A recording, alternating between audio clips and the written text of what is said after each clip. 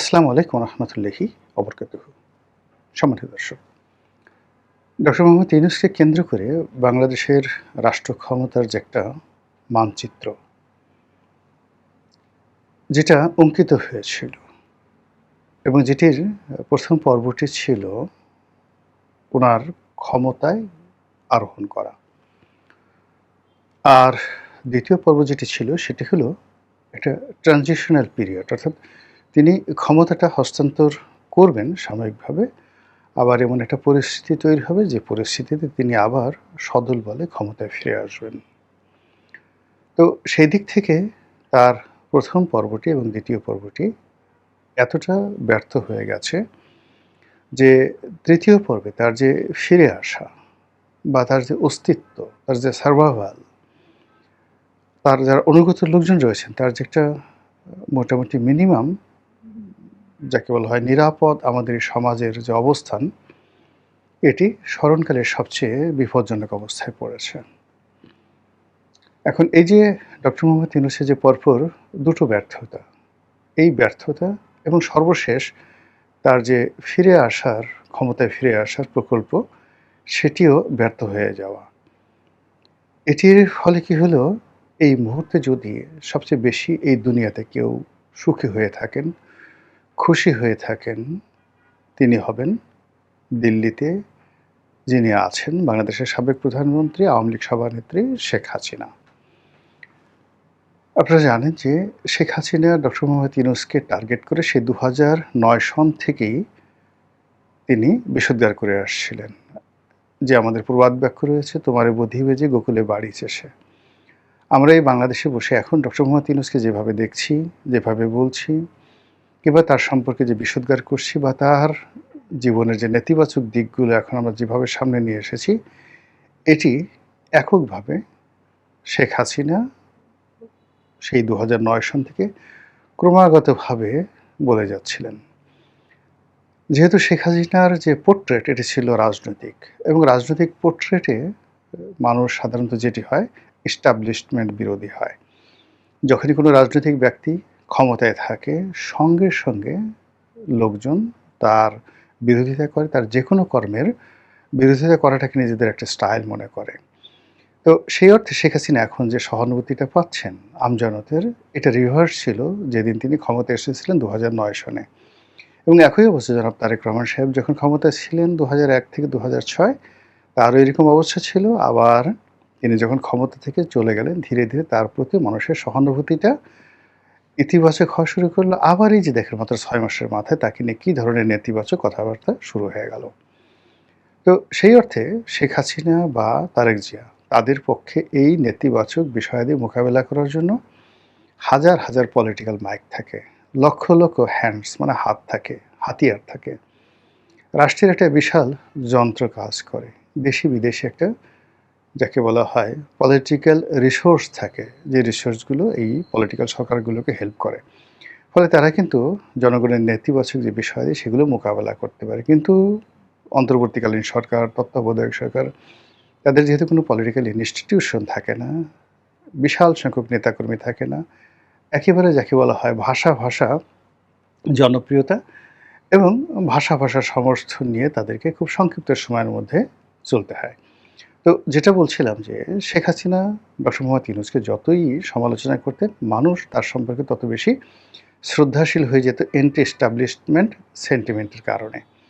কিন্তু পরবর্তী যখন ডক্টর মোহাম্মদ ইউনূস ক্ষমতায় এলেন, আসার পরে যখন তার ব্যক্তিগত কতগুলো ভুল ভ্রান্তি, তারপর তার সরকারের কতগুলো ভুল ভ্রান্তি, এরপরে বৈশ্বিক পরিস্থিতি, দেশের সামগ্রিক অবস্থা, সব মিলিয়ে প্রতিটি জিনিস প্রকৃতিগতভাবে তার বিরুদ্ধে গেল।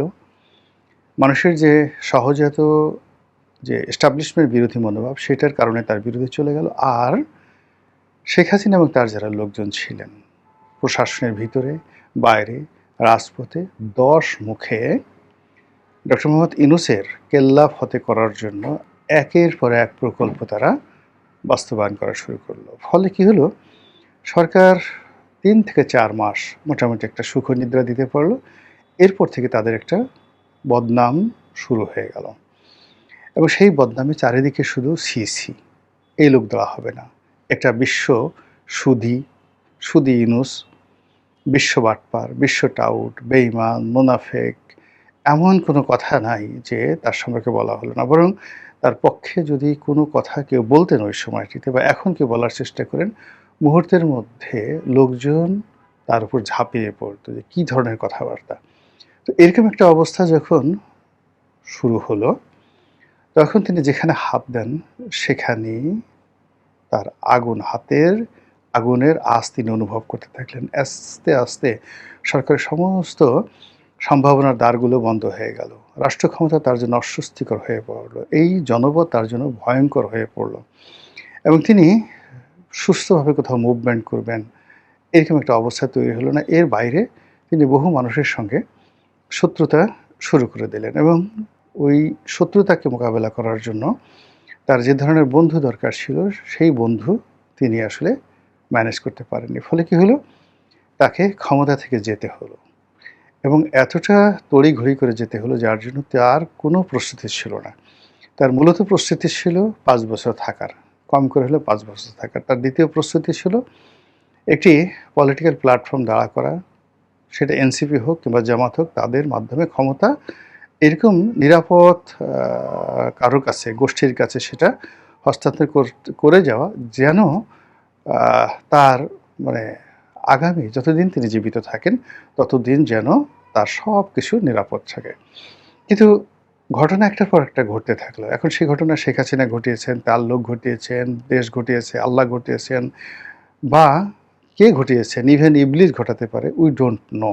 কিন্তু ঘটনা যেটা ঘটেছে তার ফলে কী হলো? বাংলাদেশের ইতিহাসে সবচেয়ে জনপ্রিয়, সবচেয়ে শ্রদ্ধেয়, এতটা শ্রদ্ধা, এতটা জনপ্রিয়তা আমার কাছে মনে হয় না যে বঙ্গবন্ধুও পেয়েছিলেন যেভাবে আগস্ট মাসের ২০২৪ সনের আগস্ট মাসের ৮ তারিখে ডক্টর মোহাম্মদ ইউনূস পেয়েছিলেন। তো যাই হোক, সেই জনসমর্থন, সেই ভালোবাসা এখন অনেকটা বুমেরাং হয়ে পড়ল। এরপরে যখন বুমেরাং হলো, তিনি তড়িঘড়ি করে ব্রিটিশরা যেভাবে লর্ড মাউন্ট ব্যাটেনকে দিয়ে জওহরলাল নেহরুকে, সর্দার বল্লভভাই প্যাটেলকে, মাওলানা আবুল কালাম আজাদকে, পুরো ইন্ডিয়ান কংগ্রেসকে এবং অ্যাট দ্য সেম টাইম মুসলিম লীগকে, ভারতীয় মুসলিম লীগকে একীভূত করে তাদেরকে কনভিন্স করে যেভাবে দ্রুত ক্ষমতা হস্তান্তর করে গিয়েছিল এবং মেঘনা চাইতেই বৃষ্টি হয়েছিল, ঠিক সেইভাবে বিএনপিকে রাজি খুশি করিয়ে বা বিএনপি রাজি খুশি হয়ে ডক্টর মোহাম্মদ ইউনূসের কাছে থেকে ক্ষমতাটা নিয়ে নিলেন। যা আমরা পর্দার আড়ালে কি হয়েছে জানি না, কিন্তু যা আমরা অনুমান করেছিলাম যে সেখানে তার ফিরে আসার হয়তো একটা দেন দরবার ছিল, একটা স্কোপ ছিল, হয়তো রাষ্ট্রপতি রূপে, হয়তো আরও বড় কিছু ন্যায়পাল রূপে, এরকম ইত্যাদি নানা প্রক্রিয়ায় তাকে সম্মানিত কোনো পদ পদবিতে ফিরিয়ে আনানোর সুযোগ ছিল। তার সঙ্গে সঙ্গে একটা লোভ ছিল, লালসা ছিল, কামনা ছিল, বাসনা ছিল। তিনি যে পুরো সময়টা ১৮ মাস ধরে যে সংস্কারের কথা বলেছেন, যে সংবিধান সংশোধনের কথা বলেছেন, যে নতুন একটা রাজনীতির কথা বলেছেন, সেটা যদি বাস্তবায়িত হয়ে যায় তাহলে তিনি প্যারালাল সরকার রূপে, গভর্নমেন্ট রূপে অত্যন্ত শক্তিশালী একটি অবস্থান ধরে রেখে বাংলাদেশের রাজনীতিতে অমরত্ব লাভ করতে পারবেন। সেটি সাম্প্রতিক সময় একেবারে মুখ থুবড়ে পড়েছে। প্রেসিডেন্ট পদে তার নিয়োগ নিয়ে যে সকল কথাবার্তা হচ্ছিল, সেটা অলংকারিক প্রেসিডেন্ট হন কিংবা ধরুন ওই যে তিনি যেভাবে সংস্কার করেছিলেন, ক্ষমতার ভারসাম্য সম্পন্ন, অধিকতর শক্তিশালী একজন সাংবিধানিক ক্ষমতার সম্পন্ন প্রেসিডেন্ট, তার কোনোটাই এখন আর হচ্ছে না। বিএনপি রাষ্ট্রপতি পদে মনোনয়ন দিয়েছেন মির্জা ফখরুল ইসলাম আলমগীরকে, জামাত দিয়েছে কর্নেল ওলিকে। আর এখন যদি মানে এই বিএনপি এবং জামাতের উপর কোনো অলৌকিক ক্ষমতা ভর না করে, অর্থাৎ আজরাইল এসে একেবারে এদের গলার কাছে এসে হলকুম চেপে ধরে বলবে এখন ডক্টর মোহাম্মদ ইউনূসকে সেই রাষ্ট্রপতি পদে নিয়োগ দাও, এরকম যদি কোনো ঘটনা না ঘটে, তাহলে এখানে আর ডক্টর মোহাম্মদ ইউনূসের ফিরে আসার যে সম্ভাবনা, এই সম্ভাবনাটা নেই। ফলে কি হলো? তার প্রথম প্রকল্প ক্ষমতায় আসা, দ্বিতীয় প্রকল্প হলো ক্ষমতায় ফিরে আসা।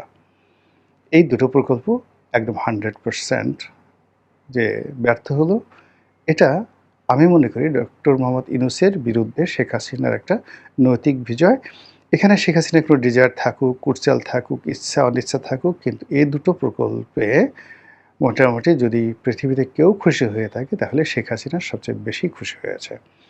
এখন শেখ হাসিনা ডিসেম্বর মাসে ফিরে আসা, উই ডোন্ট নো সে আদৌ ফিরে আসবেন কিনা, আসতে পারবেন কিনা, বা আসতে পারার কোনো সম্ভাবনা আছে কিনা। কিন্তু এই যে অগস্ট মাস মাঝামাঝি, এরপর সেপ্টেম্বর, অক্টোবর, নভেম্বরে ৪টা মাস, এই ৪টা মাস এই বুড়ো ভদ্রলোক ডক্টর মোহাম্মদ ইউনূস তার যে সাইকোলজিক্যাল প্রবলেম হবে, প্রতি মুহূর্তে তার যে ব্রঙ্কাইটিস সমস্যা হবে, নিউমোনিয়ার সমস্যা হবে, হার্টের ইমব্যালেন্স হয়ে যাবে, ডায়াবেটিস হয়ে যাবে।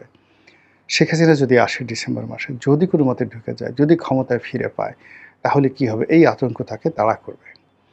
দ্বিতীয়ত হলো যে এই ৪ মাসে তার শরীর নষ্ট হয়ে যাবে, মন নষ্ট হয়ে যাবে, এবং সরকারের পক্ষ থেকে তাকে এখন যে অবস্থায় তিনি আছেন সেখানে তাকে তুলে আনা, তাকে সাহায্য করা, এটা সরকারের জন্য একটা লস প্রজেক্ট। এই সরকার যদি ডক্টর মোহাম্মদ ইউনূসের সাথে ন্যূনতম যোগাযোগ রক্ষা করার চেষ্টা করে, সেক্ষেত্রে সরকারের নম্বর কাটা যাবে। বরং সরকার এখন যদি উত্তেজিত হয়ে, যেটা পপুলার পলিটিক্যাল অ্যাটিটিউড বলে, সেই পপুলার পলিটিক্যাল অ্যাটিটিউড দেখানোর জন্য ডক্টর মোহাম্মদ ইউনূস এবং তার যারা লোকজন রয়েছেন, যাদের বিরুদ্ধে খুব বদনাম হয়েছিল, যেমন ধরেন জুলাই জাদুঘরের লুটপাট নিয়ে ভীষণ রকম কথাবার্তা হচ্ছে ফারুকীর বিরুদ্ধে, হয়ে গেল ফারুকীর বিরুদ্ধে মামলা। অন্য যে সকল উপদেষ্টা যারা রয়েছেন, যাদের বিরুদ্ধে জনরোষ তুঙ্গে, তাদের বিরুদ্ধে ২-৪টা মামলা হলো, ইনক্লুডিং নূরজাহান বেগম সহ। এমনকি ডক্টর মোহাম্মদ ইউনূসের বিরুদ্ধে দুর্নীতি দমন কমিশনে তদন্ত করানোর জন্য টেকনাফ থেকে তেঁতুলিয়া পর্যন্ত কোটি কোটি মানুষ উদগ্রীব হয়ে বসে আছে। এটা আওয়ামী লীগের কোনো কিছু না, বিএনপির লোকজনই চাচ্ছে এই কাজটি হোক। এরকম যদি সরকার তার যে কোনো জনরোষ, যে কোনো সমস্যা, যে কোনো পরিবেশ পরিস্থিতি প্রতিকূল, যেগুলো মোকাবেলা করার জন্য সরকারকে নাটক করতে হবে, এরকম যদি একটা দুটো নাটক সরকার শুরু করে দেয় ডক্টর মোহাম্মদ ইউনূসের রেজিমের বিরুদ্ধে, ঠিক সেই কারণে কি হবে, ওনার জীবন শেখ হাসিনা আসার আগেই রীতিমতো তেনা তেনা হয়ে যাবে। আর ডিসেম্বরে যদি আল্লাহ না করুক আপা চলে আসে, আপনারা বুঝতেই পারছেন এই বিশ্ববিজয়ী নোবেল লরিয়েট, তার দশা যে কী হবে একমাত্র মহান আল্লাহ রাব্বুল আলামিন ছাড়া কেউ বলতে পারেন না। আসসালামু আলাইকুম ওয়া রাহমাতুল্লাহি ওয়া বারাকাতুহু।